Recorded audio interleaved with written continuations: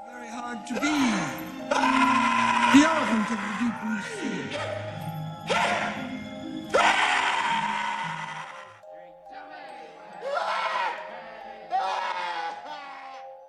Movie start होती है जहां हमें ये बताया जाता है कि ये सच्ची घटना पर आधारित है एंड फिर हम बेन और टेडी को देखते हैं जो कि रेडियो पर पॉडकास्ट कर रहे थे। अब जिन्हें नहीं पता है कि पॉडकास्ट क्या होता है तो मैं बता दूं कि पॉडकास्ट यानी कि कहानियाँ जो आप रेडियोस पर सुनते हैं। पॉडकास्ट में बेन अपने लिसनर से एक वीडियो चेकआउट करने को कहता है जो कि उसके मुताबिक बहुत ही फनी था। वीडियो में हम देखते हैं जिसमें एक टीनेजर बॉब एक कटाना यानी कि तलवार पकड़े स्टंट्स कर रहा था जिसमें वो गलती से ही खुद का एक पैर काट देता है। नाउ दिस इज़ वियर्ड क्योंकि बेचारे ने अपना पैर गंवा दिया था and just for the sake of entertainment Ben और टेडी उस पर हंस रहे थे, वो भी लाखों लोगों के सामने। अब अपना पॉडकास्ट एंड करने से पहले टेडी अपनी ऑडियंस को अनाउंस करता है कि उसका दोस्त बेन नेक्स्ट वीक बॉब से मिलने जा रहा था उसका इंटरव्यू करने। अब सीन चेंज होती है कनाडा में जहां पर बेन बॉब का इंटरव्यू करने उसके घर पहुंच जाता है। घर पहुंचने पर बेन देखता है कि वहां पर फ्यूनरल यानी कि मातम चल रहा था जो कि बॉब का था जिसने लोग के ताने और साइबर बुलिंग के चलते सुसाइड कर लिया था। ये देखकर बेन को बहुत ही बुरा लगता है, ना कि इसलिए क्योंकि बॉब मर चुका था बल्कि इसलिए क्योंकि अब उसे उसकी स्टोरी नहीं मिलेगी। अब इससे हमें ये पता चलता है कि बेन कितना घटिया किस्म का इंसान था। इसके बाद वो एक बार में जाता है जहाँ पर वो टेडी को कॉल करता है और उससे ये सारी बातें कहता है। अब ये उसके लिए बहुत बड़ी प्रॉब्लम थी क्योंकि वो कनाडा आकर खाली हाथ वापस नहीं जा सकता, उसे अपने शो के लिए एक इंटरेस्टिंग स्टोरी चाहिए थी। नाउ बेन ये सब सोचते हुए बार में वॉशरूम यूज़ करने जाता है। उसी दौरान बेन को दीवार पर एक लेटर दिखती है जो कि दरअसल एक एडवर्टाइजमेंट था एक रूममेट के लिए जिसे मिस्टर हावर्ड नाम के एक बूढ़े आदमी ने लिखा था। लेटर पर लिखा था कि hi I am mister Howard and मैं एक रूममेट ढूंढ रहा हूँ, वो भी फ्री ऑफ कॉस्ट। घर में रहने के बदले उन्हें पैसे नहीं चाहिए थे। अपने जवानी के दिनों में मिस्टर हावर्ड ने समंदर में बहुत सारे एडवेंचरस जर्नी किए थे। वो बस किसी ऐसे रूममेट के तलाश में थे जिसके साथ वो उन रोमांचक जर्नी की कहानियों को शेयर कर पाए। परफेक्ट, बेन को उसकी इंटरेस्टिंग स्टोरी मिल गई थी।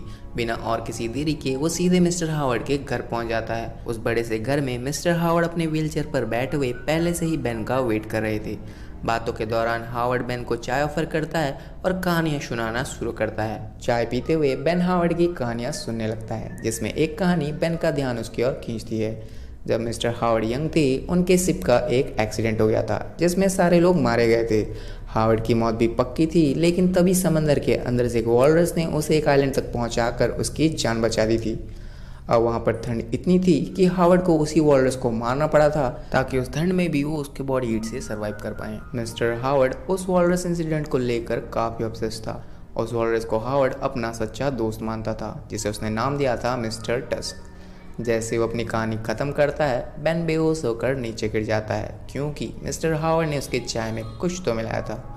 अब हम एक फ्लैशबैक में चले जाते हैं जहाँ पर बेन अपनी गर्लफ्रेंड लियोन के साथ था। ये पल उसके कनाडा आने से पहले का था जिसमें लियोन बेन को कनाडा जाने से मना कर रही थी क्योंकि उसके मुताबिक किसी और के दर्द और लाचारी पर हंसी उड़ाकर पैसे कमाना अच्छी बात नहीं थी। अब हम प्रेजेंट टाइम में आते हैं जहाँ पर बेन को होश आ जाता है एंड वो खुद को व्हीलचेयर पर पाता है। शौक तो उसे अब लगने वाली थी क्योंकि नीचे देखने पर उसका एक पैर गायब था जिस पर हावर्ड बेन को ये कहकर कन्विंस करता है कि कल रात एक जहरीली स्पाइडर ने उसके पैर को काट लिया था और उसे बचाने के लिए उसे उसका पैर को काटना पड़ा था। अब ये तो क्लियर था कि मिस्टर हावर्ड झूठ बोल रहा है। इसके बाद हावर्ड बेन को लेकर डिनर टेबल पर चला जाता है एंड ये सीन बहुत ही इंटेंस होने वाला है। एंड मैं यहाँ पर आपसे बताना चाहूँगा कि अगर आपको horror and highly disturbing movies पसंद हैं तभी आप इस वीडियो को आगे देखें, वरना वीडियो को यहीं पर बंद कर दीजिए क्योंकि खुद मुझे ये वीडियो देखने पर नॉइज़िया फीलिंग्स आ रही थी। आई रिपीट कि वीडियो बहुत ही ज़्यादा डिस्टर्बिंग होने वाली है एंड मैं नहीं चाहता कि फैमिली मेम्बर्स में से किसी को भी ट्रॉमा या शॉक हो। तो now with that said let's continue. Dinner करते वक्त बेन अपना खाना भी नहीं खा पा रहा था क्योंकि उसकी पूरी बॉडी सुन पड़ चुकी थी, लाइक ही वॉज पैरालाइज्ड। वो हावर्ड से बार बार पूछ रहा था कि पिछली रात को क्या हुआ, जिस पर हावर्ड उसे फिर से एक बेतुकी सी कहानी बताता है। ये सुनने के बाद बेन समझ चुका था कि उसने यहाँ पर आकर कितनी बड़ी गलती कर दी। वो जोर जोर से चीख कर हेल्प मांगने लगता है जिस पर हावर्ड अपनी व्हीलचेयर से उठकर खड़ा हो जाता है। मिस्टर हावर्ड को चलता देख बेन ये समझ चुका था कि उसकी ये हालत किसने की थी। हावर्ड उसकी ओर बढ़ता है एंड एक जोर के चाटे के साथ बेन पूरी तरह डर से शांत हो जाता है। हावर्ड बेन से यहाँ पर कहता है कि उसे सर्जिकली इंसान से एक वॉलरस में चेंज करने वाला है। वो उसे बेन से मिस्टर टस्क बनाएगा। Now scene changes to Leon, जो बिस्तर पर बैठी हुई रो रही थी। वो यहाँ पर किसी से कह रही थी कि वो जानती है कि बेन उस पर चीट करता आ रहा है। एंड यहाँ पर हम रियलाइज़ करते हैं कि टेडी और लियोन का अफेयर चल रहा है। अब सीन वापस बेन की ओर आ जाती है, जहाँ पर बेन किसी तरह मिस्टर हावर्ड से चिपकर अपनी गर्लफ्रेंड लियोन को कॉल करता है। लियोन कॉल नहीं उठाती, जिस पर वो उसे एक वॉइस मैसेज छोड़कर उससे हेल्प मांगता है कि वो उसे बचा ले। तभी पीछे से मिस्टर हावर्ड आकर वॉलेस को फिर से बेहोश कर देता है। नेक्स्ट डे लियोन को बेन की वॉइस मैसेज मिल जाती है, जिस पर वो इमीडिएटली पुलिस से कांटेक्ट करती है। पुलिस उसकी कोई भी मदद नहीं करती, इसलिए वो टेडी को लेकर बेन की तलाश में लग जाती है। एंड इवेंचुअली उन्हें अली नाम का एक डिटेक्टिव मिलता है। एंड अगर आपने नोटिस नहीं किया तो he is Johnny Depp. Ali बहुत वक्त से ही ऐसे बहुत सारी सेम केस पर काम कर रहा था, लेकिन वो कभी भी हावर्ड को पकड़ने में कामयाब नहीं हो पाया। अब दूसरी ओर हम हावर्ड को एक रूम में देखते हैं, जहाँ पर इंसान और वॉलरस एंडेमी के बहुत सारे ब्लूप्रिंट्स लगे थे, जिसमें ये दिखाया गया था कि एक इंसान को वॉलरस में कैसे कन्वर्ट किया जाता है। उसी रूम में बेन सर्जिकल टेबल पर बेहोश पड़ा था, जिस पर हावर्ड सर्जरी कर रहा था। उसने बेन के दूसरे पैर को भी काट डाला था और उसके दोनों हाथों को उसी के चेस्ट स्किन के साथ जोड़ चुका था। एंड इसके आगे की बात ना ही करे तो अच्छा है। बस इतना जान ले कि इसके बाद वॉलेस इंसान कहलाने लायक तो बिल्कुल भी नहीं दिख रहा था। दूसरी और डिटेक्टिव के साथ मिलकर लियोन और टेडी पूरी जी जान लगाकर बेन को ढूंढने में लगे पड़े हैं। अब हम एक बंद कमरे में बेन को देखते हैं, जो चेन से बंधा हुआ था, जिसे मिस्टर हावर्ड ने फाइनली मिस्टर टस्क बना दिया था। And guys trust me, this scene is terrifying. Ben दर्द और शौक से हेल्प मांगने के लिए आवाज़ तो लगाता है, मगर उसके मुंह से आवाज़ के बदले स्ट्रेंज नॉइजेस आ रही थी, बिल्कुल एक वॉलरस की तरह।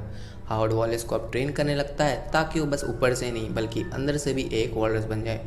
हावर्ड खुद भी एक वॉलरस सूट पहनकर मिस्टर टस्क के पास आकर उससे लड़ने को कहता है, वरना नहीं तो उसे मार डालेगा। जिसमें मिस्टर टस्क हावर्ड को अपने 2 बड़े दांतों से एंड में जान से मार डालता है।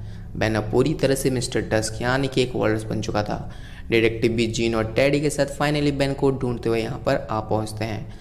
बेन को इस हालत में देखकर उन सब की आंखें फटी की फटी रह जाती हैं। डिटेक्टिव अपनी गन निकालकर मिस्टर टस्क को गोली मारने ही वाला था कि जीन उसे रोक लेती है। और अब सीन वक्त में आगे चली जाती है 1 साल बाद। जीन और टेडी जू में जाते हैं, जहाँ पर जीन एक मछली केज के अंदर फेंकती है। एंड हम देखते हैं मिस्टर टस्क को, जो उस मछली पर टूट पड़ता है। आखिरी सीन में जीन रोते हुए कहती है कि रोना ही एक ऐसी चीज़ है जो इंसानों को जानवरों से अलग करती है। जिसके बाद हम मिस्टर टस्क के आंखों में आंसू देख पाते हैं, जिससे ये पता चलता है कि मिस्टर टस्क में बेन कहीं तो जिंदा था। एंड मूवी एंड हो जाती है। बट वेट, ये जीन और टेडी ने बेन को जू में क्यों दे दिया, और मछली सीरियसली? मूवी के स्टार्ट में हमें दिखाया गया था कि एक रियल स्टोरी पर बेस्ड है, तो मैंने थोड़ी रिसर्च की एंड ऐसा कुछ भी नहीं है। तो guys, if you like my मेहनत तो डू सब्सक्राइब यार, क्योंकि स्टिल 96% व्यूअर्स ने सब्सक्राइब नहीं किया है। Come on guys, just 1 click and you can bring a smile on my face. Love you all. मिलते हैं नेक्स्ट वीडियो में, तब तक के लिए थैंक यू।